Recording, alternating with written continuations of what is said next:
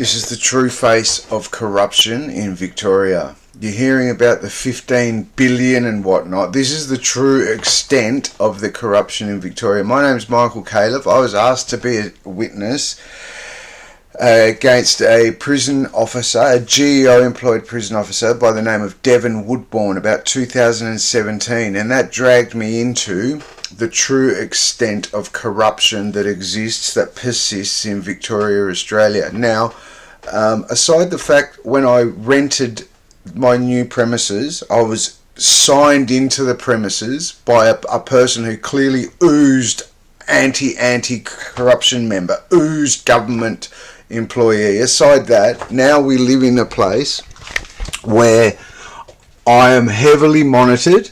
Fact, they dress it up as X, Y or Z. I was doing my studies in software development this morning and then heard about the corruption and thought I would make a post.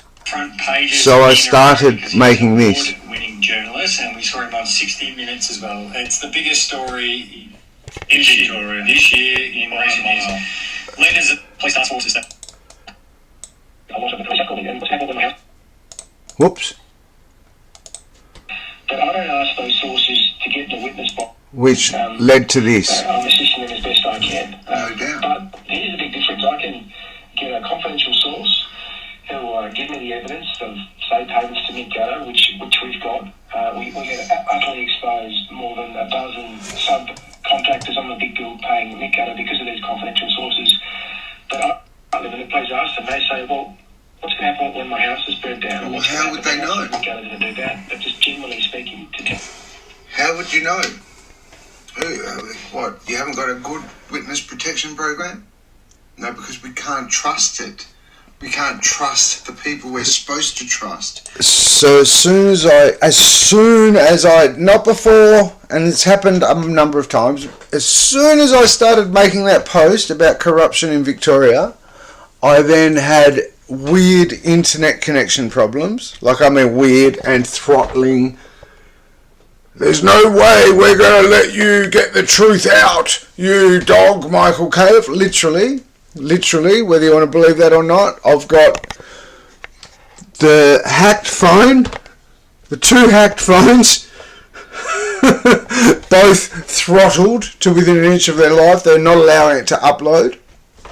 So that, ladies and gentlemen, is the true extent of the corruption in Victoria. That is where your $15 billion really went. Not in the sense that the anti-corruption unit, that the Victoria Police took it, but in the sense that they have a culture of corruption. There is a culture, if your law and order system is stalking and harassing people and, hey, you're a dog, what hope have you got for your bikies and your organised criminals? What hope have you got of a bikie that wants to, be in the building construction game if your police can't even adhere to it? If your own Victoria Police are dog, and trying to prevent the corruption from genuinely getting exposed. In Victoria, with the Lawyer X fiasco, they spent tens of millions, possibly hundreds of millions, not going, right, there was corruption, we better try and prevent that from getting out. Not that. They spent it in trying to cover it up. And then here, they're still well and truly spending bucket loads of your money, monitoring a dog, Michael Califf, 24/7, so they know, hey, right, he's about to post, we don't want that online, we don't want the truth surfacing, costing you an arm and a leg. And that is how corrupt things are in Victoria, Australia. And I'm just sharing my experiences.